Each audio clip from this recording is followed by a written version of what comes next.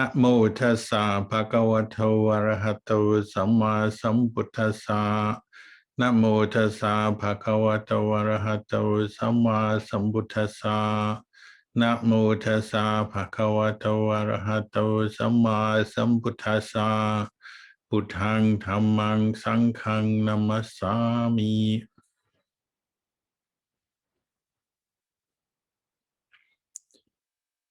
And blessings to you all. You might notice today the backdrop where I'm sitting is different from normal. That's because the last week in Melbourne or Victoria in Australia, there's been very stormy, windy weather, heavy rain. And up in the monastery where I'm usually situated, we experienced a lot of wind and rain, and in the whole region, the power lines were cut, the telephone signal to telephone lines were cut. So that hasn't been fully restored yet up in the monastery. And so I've come down to our secretary's house, Peter, his house in Melbourne, to do tonight's talk, because there's a better data connection for the live stream. Just because there's been wild weather, it doesn't mean to say we don't practice or give up our practice. We just take it in our stride. It's a test of our faith in the Buddha, Dhamma, Sangha. It's a test of our commitment to the practice of Dhamma. And life is like that. It's full of tests, challenges that come along, whether it's wild weather and damage, whether it's our health that's changing or testing us, our job situation, relationships, or the world as a whole, pandemics, economic change, all these things test our practice. They're like somebody coming along and asking us, do we still have faith? Do we still have an interest to practice? This week also, we are commemorating our teacher, Luang Por Chah's birthday, the 17th of June. If he was still alive, he'd be over 100 years old now. And it's a time when in Thailand, all the monks come together for a meeting on his birthday. Normally, I would attend that meeting, but of course, because of travel restrictions in the COVID era, that's not possible this year. So we're just recollecting our teacher through the practice. And many people find they get great strength recollecting a teacher such as Luang Por Chah. Say those monks and lay people who knew him personally actually met him, practiced with him. When recollecting Luang Por Chah, his presence, memories of him, the good karma, the good qualities that he brought up in us, most people find they get a big boost to their practice when they recollect the teacher like that.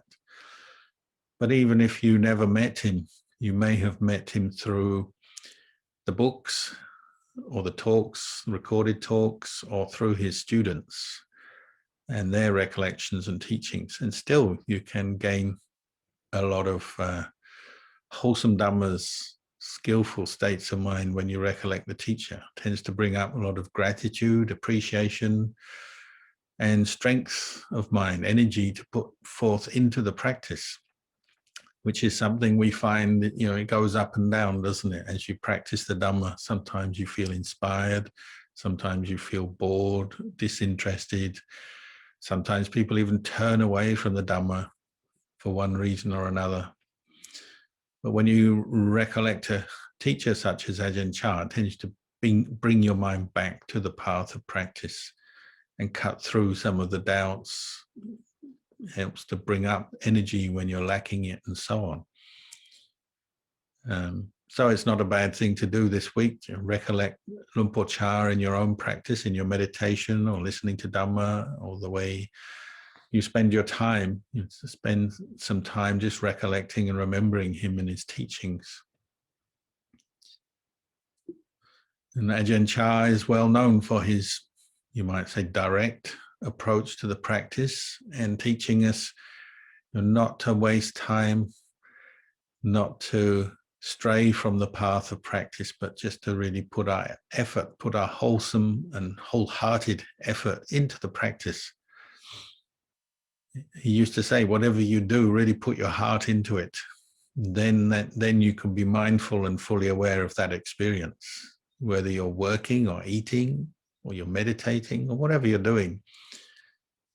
The quality of intention behind our actions is a big part of the practice. Training in skillful intention, training to bring up skillful qualities of mind in whatever we're doing. And that also points to the fact that whatever we're doing is the practice at that time, whether you're at work or at home, relaxing, or you're meditating, it's all part of the practice, and the quality of our intention that lies behind what we're doing is part of the practice.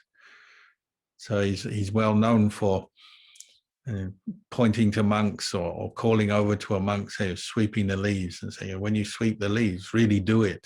You don't do it half-heartedly. You don't just pick at the ground with your broom and sort of with getting lost in your thoughts, your dream state, your negativity, whatever the mood is coming up. Use the task that you're doing as a way to cut through the moods of the mind and come back to the present moment and establish mindfulness. You notice, whatever the time of day or night, if your mindfulness is not there, we do get lost in our thoughts and our dreams and our moods, and that's where stress and suffering comes from. So if you're sweeping leaves, put your heart into it. He also said, that when you sweep leaves, the important place is the tip of your broom. You're sweeping leaves in the forest. Often people would complain and say, there's a lot of leaves in the forest. It's such a big job. We'll never get it finished. Already letting the mind wander off to get lost in the thought of how many hours am I going to have to sweep here? What's the point of this? Getting caught into doubts or frustration just about a simple activity like sweeping leaves. And Ajahn Chah would say, just look at the end of your broom. That's the place of mindfulness. That's the place of practice when you're sweeping leaves. And you sweep as much as you can, in the time, within the situation you're in. If you can't sweep all the leaves in the forest, well, never mind. You just sweep what's at the end of your broom. If you keep your mind focused there, you can peacefully absorb into the practice of sweeping leaves.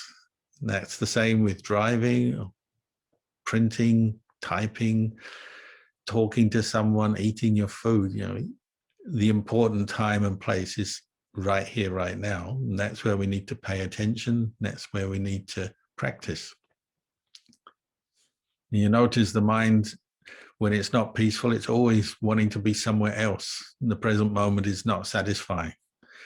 It's not like just now we were doing the breath meditation, and when you're not very mindful, the breath is no longer satisfying or interesting to you, and you'd rather be thinking about what you're going to do tomorrow or what happened yesterday, something somewhere else, someplace else, something else, some other person.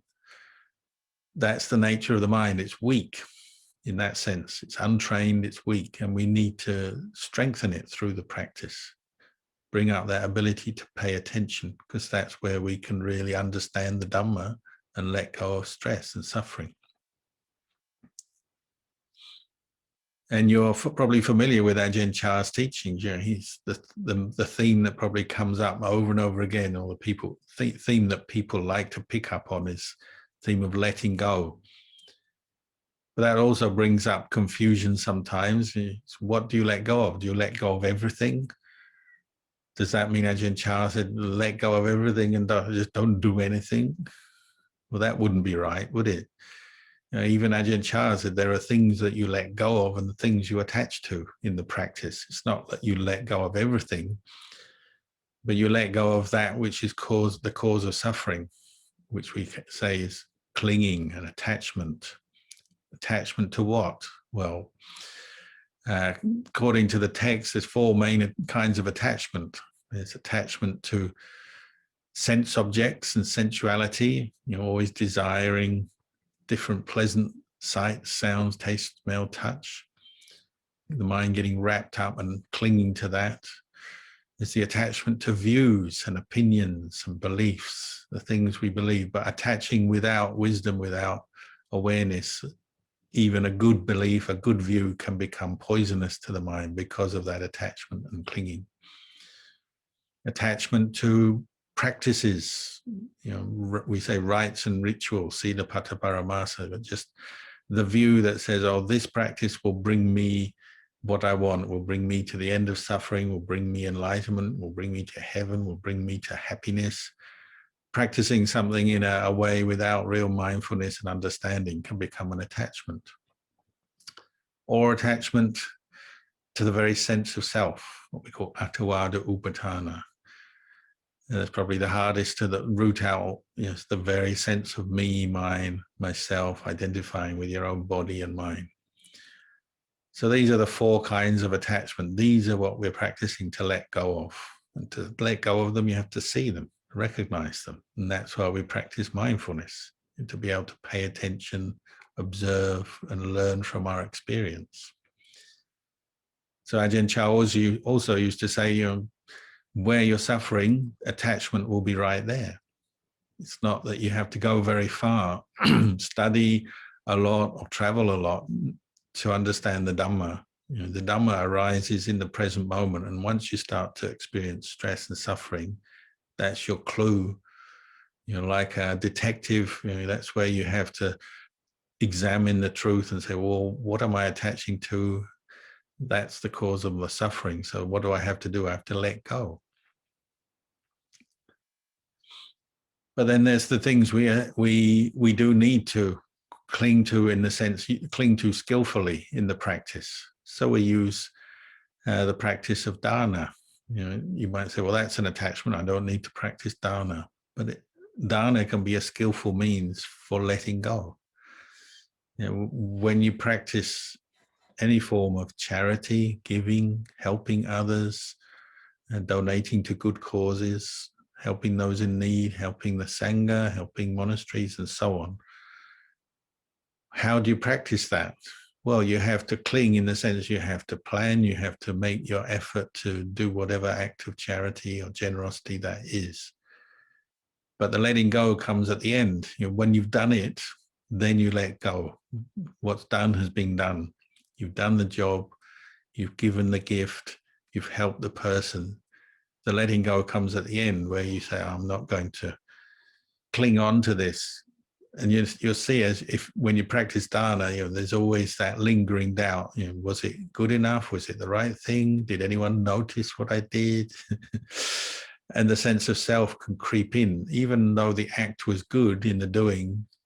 Because we're not sharp enough, mindful enough, we can still cling on to the memory of it and the sense of self that builds up even around an act of goodness, an act of dana that we do. So Ajahn Chah always used to say, you come to the monastery, say, to make merit, to make offerings, which is good. It takes effort, and that's something worthy of praise. But then when you've done it, let go. If you don't let go, you cling to the goodness, to the good act, to the sense of self. What happens? Well, you're increasing your attachment. You're increasing your attachment. You're increasing your suffering. And the causes of suffering can even be the cause for more birth, because upadana in the teaching of the Buddha is a cause for bhava. We say becoming, and becoming is a cause for birth. So actually, you can do good and make bad karma at the same time if you're not sharp enough, mindful enough to see the attachment that forms as you do good. Ultimately, good and bad are these are concepts in the mind. The highest mind that we're developing in the practice is the mind that sees just attachment itself in whatever form it takes. When we attach, we're laying the causes for more suffering. So do the job and then let go. Sweep the leaves and let go. Don't worry about how many more leaves there are to sweep, how well you swept. Was it good? Was it right? Was it wrong? If you have a job to do, just do it, but then let go of that sense of self. Let go of the pride, the conceit that might come up. You know, I'm the best sweeper in the monastery. I'm the best of this, the best of that. Or I'm the worst. I'm the worst sweeper that ever lived. I'm the worst dana giver that ever lived in this world. I'm the worst this, worst that. You know, it's all attachment. You do the good job and then let go. This is how Ajahn Chah used to teach. And to let go, you have to be aware. Don't you? You have to catch that second thought, the third thought, the fourth thought that comes up. Even when you're meditating, you know, you notice how you begin your meditation with good intention, perhaps, which is correct. You're enthusiastic, you want to do a good job, meditate on the breath. And after a little while, the sense of self starts to slip into your thinking. So you think, oh, I was mindful of the breath. And then you have some thoughts, and then it's, oh, I'm not mindful of the breath. I'm no good. I can't think. I can't meditate. I can't be mindful. I'm no good, perhaps. So the attachment slips in, doesn't it? Gradually it slips into our thinking, and we sit down to meditate, to do some good, to practice letting go, and end up clinging on all the more tightly, even ending up getting irritated with ourselves, despairing, giving up, blaming ourselves. Or sometimes we blame something external, like the sounds, the distractions, or even our own thoughts. When we remember somebody else that annoyed us, or somebody else that caused us a problem, we start blaming them in our mind, even though we're the one thinking the thought, and that person has nothing to do with it. Or it's the desires we have. We start blaming ourselves because we got desires and say, well, I'm no good, I'm so full of desire. And we attach to that. Maybe we blame the objects of desire. So we say, oh, they shouldn't be doing that. Maybe you can smell someone cooking food, especially if you're doing an online retreat. You're at home and there's a kitchen there. You can smell someone cooking food. And then you say, oh, I'm no good. I've got so many desires. I can smell the food. I just want to eat that food. So you start blaming the food, blaming yourself for having desires. And another attachment is formed and laying the causes for more suffering. The more you practice, the more you see this going on, whether it's on the level of dana or sila, keeping precepts, learning to be restrained and composed in our speech, our actions, or on the level of meditation. You know, the attachments can form all the time, even when we're doing good. Of course, the worst attachments that we have to let go of are you know, the displays of suffering and the displays of harmful behavior in our speech, our actions. And that's why we have to begin our practice by attaching to the precepts. You know, some people are already smart. They go on their Vipassana course and they say, oh, I'm just going to do Vipassana. The precepts are for beginners. I don't need them anymore. I'm just with the higher Dhamma. But again, if you're really honest and observe your mind, you still need the precepts. You know, even a Sotapanna, a stream enterer, needs the precepts just to protect them from their worst kilesas, their worst attachments that can come out in their speech, their actions. So in the beginning, we do have to attach. We attach to our precepts. And we take on precepts just as a mental undertaking. You know, sometimes we do it as a formal thing in a meditation retreat or at the temple. We take 5 precepts, 8 precepts with a monk, say, but really you're just training your mind in those mental qualities of restraint, mindfulness, harmlessness, contentment, so that you can refrain from killing, stealing, sexual misconduct, lying, drinking, taking drugs. You know, you're applying your mind to develop those qualities that the precepts bring up.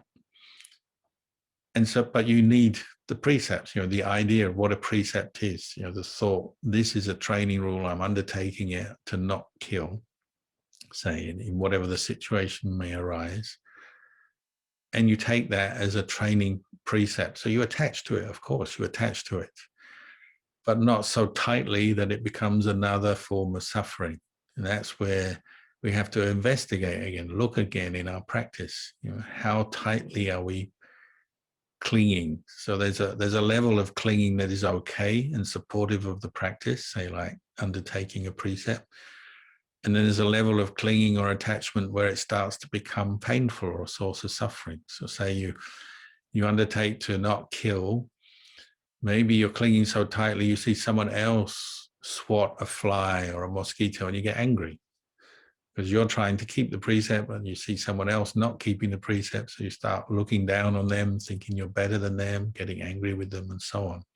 There's the attachment. So the real problem is not keeping the precept. It's the sense of self or the attachment that emerges out of keeping the precept that we haven't observed in ourselves. That doesn't mean to say quit keeping precepts. It's too difficult, too much attachment. It just means we have to adjust and learn. Much of our practice is about that, learning to observe ourselves as we practice. And people can do this for us sometimes. And Ajahn Chah is famous for observing people and knowing where they were at in the practice and sometimes giving them pointers and help, pointing out where they are attaching and getting caught into suffering. But even Ajahn Chah would say, in the end, you've got to learn to do it for yourself. You've got to learn to teach yourself. You'd say you've got to learn to have a conversation with yourself. You know, we can think, we can talk, but we can think. We have to train our thinking. So our thinking is thinking in line with Dhamma and Sila, Samadhi, Panya. We have to learn to do that for ourselves. Of course, in the beginning, we have a teacher and that can help. So Ajahn Chah was very good at getting the monks to be mindful and to recognize attachment. So if a monk was enjoying his food too much, you know, they maybe get a look from Ajahn Chah. He wouldn't even have to say a word. He'd just look across at them as they're perhaps gobbling down their food or enjoying the taste too much. And they're seeing Ajahn Chah's eyes. They'd know, I'm indulging here, got too attached to the nice taste, the pleasure of this food. And then a sense of maybe shame would come up, the mindfulness would be established. And so Ajahn Chah could make great merit and out of great compassion help many people with just a look at somebody who was being careless in the way they worked or being indulging in their food, or for a monk to look at a pretty woman, to get a stern stare from Ajahn Chah, and immediately they see their own mind, they see their own attachment forming. But you can't depend on that forever, can you? You can't depend on the teacher to do it for you forever. You've also got to learn how to be mindful and reflect on your own behavior. So the precepts give you that structure and the guidelines to help you do that. But they're not to be an end in themselves, you know, to become a form of attachment that leads you to criticize others or create extra suffering in your life. But they're a skillful means that we can pick up like a tool, use, and then put down in the sense we let go of any attachment that forms around them. So Ajahn Chah was very good at that, helping people to see their attachment. I know some monks say maybe they love to talk about Dhamma. Some people get very attached to the Dhamma, and whatever they've understood, they have to tell everyone else. They've read a lot of books, they've talked about the Dhamma, listened to the talks, they can expound on it. And so they at a very young age, they like to set themselves up as teachers and tell everyone. And, you know, sometimes they're telling everyone, even when the people are not ready to listen or don't want to listen, they still want to tell them. And they go, there's even one monk who used to chase people to talk to them about the Dhamma. And the people would try and get away because they had other things to do. And the monk would be running after them, trying to teach them the Dhamma because he was so full of this desire to teach the Dhamma. But it became an attachment. So there's one monk like that, Ajahn Chah sent off to a very quiet monastery where nobody came to visit. So there was just no one to talk to. He said he ended up talking to the trees because there's no one else to talk to. So even the Dhamma we can attach to too much, and it becomes a source of clinging, suffering in the mind. And Ajahn Chah would help people to see that. The people who didn't like to talk, maybe he'd make them talk, put them on the high seat to give a Dhamma talk to 500 people when they didn't want to help them get over that attachment, their shyness, or their sense of inferiority, or just not knowing much and didn't want to have to say anything to anyone. Other monks would talk all the time, so he'd send them somewhere quiet so they couldn't talk, and they'd have to see that desire to talk coming up, see it as an attachment. But that's what we're learning to do. The teacher helps, and Ajahn Chah, out of great wisdom and compassion, could do that very well. And that's how people remember him and love him so much. But really, we have to bring the Dhamma into our heart and have the internal Ajahn Chah there. If you've read his books, listened to his talks, maybe you can have that internal Ajahn Chah that pops into your mind at the right moment when the attachment is forming. Whether it's the attachment to the dana, to the sila, or coming up in your meditation, to your moods, to your aspirations, to your ambitions, to your likes, to your dislikes. Attachment is forming, and you have to have your own voice in the mind at that point saying, watch it, this is an attachment. Can I let this go? So meditation is helping us to do that. The Buddhist path, what we call the Eightfold Path, is helping us to bring us to the point where that voice, the voice of wisdom that sees attachment as the cause of suffering, and then is willing to let go, and that voice is active and clear within the mind from moment to moment. And we train that in meditation. You're training to have that voice of Dhamma right there. Sometimes it literally is a voice, your own thoughts, verbalizing, thinking things through.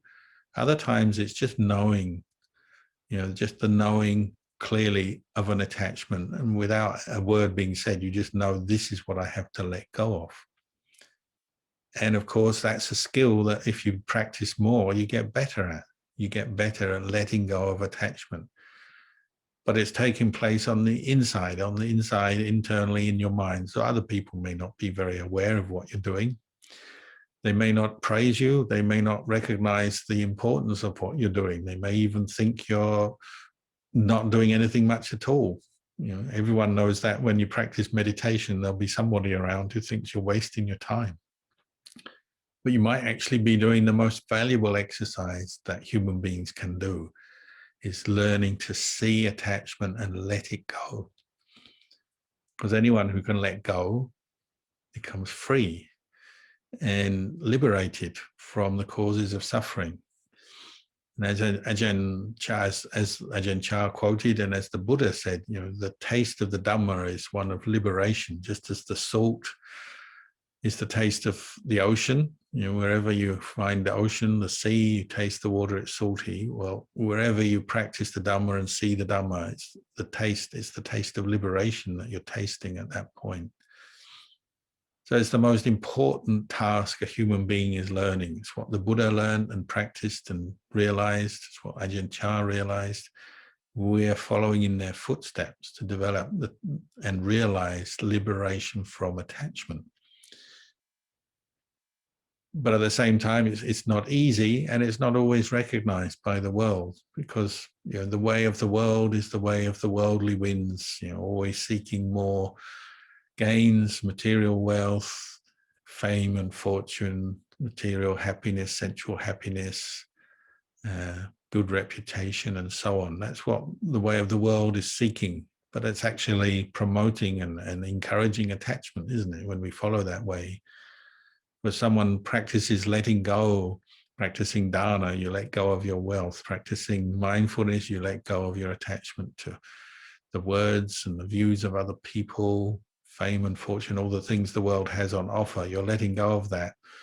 It's not a very popular practice in the world. It seems like you're a nobody, or you're going nowhere. You're ambitious, you don't know anything, you're just practicing letting go. It's not an attractive quality. So they don't teach it in schools or universities. It's not what you bring up at job interviews. You don't go to a job interview and say, oh, I practice letting go of self, because then they won't hire you. They think this guy's not going to work for us. This guy's not going to do anything for us. So it's a tricky business living in the world, because we're trying to practice non-attachment so that we can liberate ourselves from suffering. And yet the world around us is practicing attachment and suffering. The easiest way is probably just become a monk or a nun and be done with it. And many people get to that point where they've had enough of struggling with attachment in the world, surrounded by many people with attachment, and they just give up that and they take up the robes and go and live in the forest. Go and live in the forest, well, it can still be a basis for attachment, but generally you're shedding attachment quite quickly when you go and live in the forest and meditate as a monk or a nun. It's not always safe. Like recently, we've had these storms, windy weather, trees falling down everywhere, strong winds, flooding. In the monastery, we found that we had all these leaky roofs that we never knew would leak before, and tree branches and trees falling down. You know, you live in the forest, there's always a little bit of uncertainty, but it's clearly a place where you're letting go of attachment. You're letting go of attachment to a lot of things that you're used to, the comforts of life, the normal way of life. So if you're ready, that's probably the best way to live, to practice non-attachment and letting go. Trickier is to stay in the lay life, because on the one hand, you're being taught to practice letting go. On the other hand, you're attaching. So you get a job, you're attaching to your job, earning money, trying to get ahead, progress in your job, you know, make a name for yourself, catch the boss's eye, get a promotion. You know, that's the normal way of things, and that, you know, everyone accepts that. But the danger is the attachment that comes with it. Or you get married or have a partner, a relationship, you know, that's again an attachment. And then you have kids, and that's an attachment. Living in the world is quite challenging, isn't it, to practice seeing attachment, letting go of attachment. And sometimes we can do it well, and sometimes we fail, and we have to accept that. You know, while we're practicing in the world, then you know, it's hard work sometimes. But that's where we get why we come back to the Buddha, Dhamma, Sangha and our teachers. We get strength from that. When we see other people practicing letting go of attachment, we can get strength from the same thing. That's why we have to keep listening to Dhamma, keep practicing meditation, keep chanting. You come back to the basics of your practice. That's why we keep undertaking to keep the 5 precepts. That's why we keep practicing generosity over and over again, because you keep coming back to the fundamentals of the practice. The idea is that little by little you start to erode away attachment. And sometimes Ajahn Chah would say attachment is like this thing that's covering over your mind. So if you look at your mind, say, as a sort of a sphere, just for ease of discussion, let's say the sphere is covered over by a shell of attachment, a thick layer of attachment, sort of this dark, you can call it this dark gooey stuff or hard stuff. And that's what you're kind of scraping away through the practice. That's why we have to repeatedly practice dana, repeatedly practice keeping the precepts, mindfulness, listening to the Dhamma. All that time you're sort of scraping away at your attachment, scraping away at the greed, scraping away at the selfishness, scraping away at the anger, even the hatred if it comes up, the jealousy. The practice is what is scraping that away, so that thing that covers over the mind is gradually becoming thinner and thinner. It weighs less, it's less dark, it's less enveloping, it's less oppressive the more you practice. And then one day you start to, you know, break through it. So like the Buddha said, you're like a chick hatching from an egg. You know, at first it just pecks one bit, then you get a little hole, a light comes through, and if you're on the outside you can see the beak sticking through, but then it has to keep going. And the chick just works on instinct. It knows this is what I have to do to get out, to be alive, to live my life. So it keeps pecking at the eggshell until it's broken and it gets out and into the world. Practicing the Dhamma is a bit like that. We keep pecking and poking at this attachment until we get a chink of light, we get a crack through it or a hole in it. When you get that chink of light, that's like the piti and the sukha, you know, that's when the happiness of liberation starts to come into the mind. It may only be temporary, may only be momentarily, maybe for a small while, but it's what spurs you on, isn't it? Once you see the chink, you realize, oh, there's more of this light, more of this happiness of letting go to come if I keep going. So like the chick, if we are diligent enough, keep putting effort forth, we can start to break down, wear down this attachment more and more, but we have to keep going. So you have to keep looking at your life in this way, where is the attachment? Because that's where the source of suffering is coming from. And you have to keep practicing letting go. And we let go on many different levels. So the practice of dana is a very obvious practice of letting go, where you literally you do something for somebody else, or you give away something that you owned, you earned, you have, and then you give it away. And a little bit of your attachment goes with it when you give something away or you help somebody else. So the best kind of giving is the giving that hurts, where that sense of self is really tested and you say, can I really afford this? Can I really do this? And you doubt and you maybe hesitate and maybe you pull back. I'm going to do it. No, I'm not going to do it. I'm not ready. I can't do it. But then when you've done it, you feel good. It's like that's the chink in the eggshell breaking and the chink of light coming through when you've let go of something that was really close to you. Then your mind puts down the burden and it experiences the happiness of letting go. Or maybe it's something to do with a relationship, like a family member, a parent or a child or a sibling, and you've attached to them. And, with attachment, we tend to act in habitual ways. We speak in a habitual way, a perfunctory way, just out of habit. We always speak to them in that way, so we keep doing it. And then one day we realize, maybe I should be more mindful and watch what I say. Maybe I shouldn't just react in the same old way. Maybe I should be more careful what I say, choose my words. You become more aware of your tone of voice or something in a situation where previously out of habit, you might have just reacted and spoken, being short-tempered with them or dismissive of them, or spoken in a way that expressed your attachment. And then one day you just wake up and say, I'm not going to speak like that. I'm not going to say those things. I'm going to relate to them a bit differently. That's like a moment, or a glimmer of the light through the eggshell. A little bit of attachment to that person and that relationship is dropped, and you can start treating them slightly different, better. You drop attachment, it only improves your state of mind and your thinking and your life, and it only will improve others. And you have to think, like, say, looking back at Ajahn Chah, how did Ajahn Chah practice towards his family? Well, he treated them with the Dhamma. He wanted to help them understand the Dhamma. So he didn't letting go for him didn't mean he turned his back on them, ignored them, or ran away from them.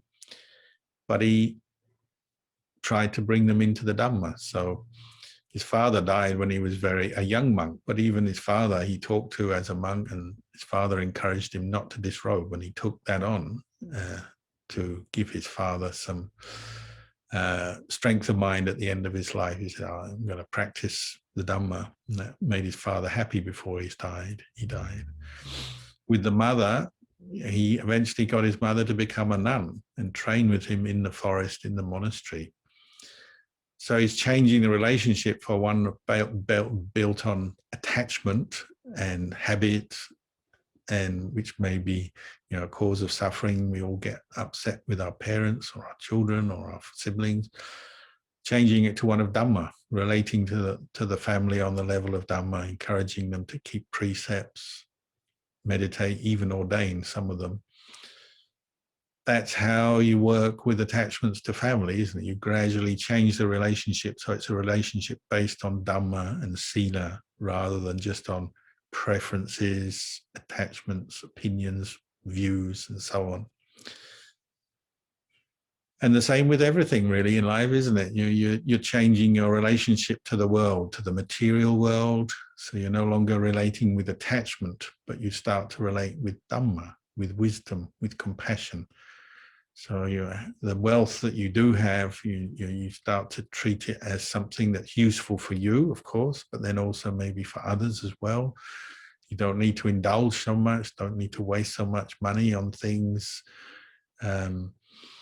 because your relationship to the world is now coming from Dhamma, from wise reflection and trying to see where you can shed or let go of attachment. Same with your physical body, and when we're younger and haven't practiced much, we tend to attach to the body how we expect it to be. It's got to be healthy, good looking, how I want, and we dress it up and put makeup on and try and make everything look good and feel good. But as you bring in the Dhamma, you realize there's attachment there, and you have to accept the body is just the way the body is. And for one thing, it's getting older every day. Sometimes it gets sick, sometimes it doesn't look so good. However much you pamper it and look after it, it doesn't respond exactly how you want. So letting go of attachment there is accepting the way it is, accepting body is like this, it looks like this, it feels like this, it has its weaknesses, it's not perfect, and it's getting older, and one day it's going to die. It's basically surrendering your former attachment and then giving up and giving up to the truth, the way things are. Our bodies get old, they get sick, they die. They have a fair amount of imperfections while we're alive. We have some pain and difficulty, and it doesn't look so good, doesn't feel so good half the time. That's giving up to the Dhamma and letting go of attachment. It's another scraping away of this outer shell of attachment that kind of is constricting our mind the whole time. Attachment doesn't lead to peace and happiness. Attachment oppresses us, makes us more greedy, more deluded, more confused. And this attachment ultimately is our own responsibility. We can't pin it or blame it on someone else. If we attach to this body with delusion, with wrong thinking, we attach to our possessions, we attach to people in our family, people in our lives, friends. You attach to your friends, well, if they praise you, you're happy. If they criticize you, you're annoyed. We have to consider these things, don't we? We have to look at where attachments are coming up and then how to deal with them wisely in every aspect of life. So this is the message the Buddha gave. The way to liberation and happiness is seeing attachment, letting go. It's the way Ajahn Chah taught. Anyone who's read his books or lived with him will know, it's all about seeing attachment, letting it go, and that can be painful sometimes, but it's pain for happiness. Ajahn Chah used to say there's two kinds of pain in life, isn't it? There's the pain for more pain, and there's the pain for happiness. So when you confront attachment, it's not always easy, is it? To be honest, own up to your attachments. Sometimes we don't like to, especially Buddhists, they don't like to admit they've got attachments, because then they might feel they're not being a good Buddhist. So sometimes they defend them, excuse them, hide them, suppress them. But actually, as you practice, you have to bring up that sense of being honest, clear with yourself. Sometimes it means opening up to other people, opening up to yourself, and just accepting, okay, I've got this attachment. How can I deal with it? Then you've got a chance to improve and let go. But that's painful, isn't it? To let go of something is painful. And if there's that pain coming up when you're letting go, that's usually a sign it's the right kind of letting go. You're letting go of a long-held belief that you realize is wrong, letting go of attachment to material wealth, letting go of clinging that's based on, say, unwise love or attachment, in our relationships. It's better to relate to someone from a place of Dhamma, mindfulness, wisdom, true kindness, true compassion, than just clinging. Say romantic love or deluded love is where you just cling because that person makes you feel good. That's to be let go of, changed into pure love where you're wishing that person well, but not expecting anything in return. That's quite hard to achieve. It takes practice and it's painful, letting go of old habits of more selfish behavior, where you're clinging to people as more as like an accessories to who you feel you are, who you are. If we're honest, when somebody we love leaves our life, they separate from us, we're crying, maybe we're sad, it's because we feel a loss. It's our own selfish attachment that is being challenged then. We're not crying for them, we're crying for ourselves. So letting go of attachment can be painful, certainly difficult, but it's for ultimate peace, the peace of liberation. Whereas not letting go of attachment, it can be painful also, and also it leads on to more pain. The more we attach, the more pain we're going to have to suffer in the future. So if you can see that, then you get the energy to want to let go. However hard it is, I'm going to let go of this. I'm going to let go of my anger, let go of my clinging, my love, unwise, deluded love. I'm going to let go of whatever it is that the mind is holding on that's causing suffering. You get the energy to do that. You realize that's a good thing to do. That's the way to go. And that's something that Ajahn Chah already taught and passed on to the world, that there is happiness to be had from letting go of attachment. So maybe tonight I'll give you this much teaching, and after this I think there's a question and answer session.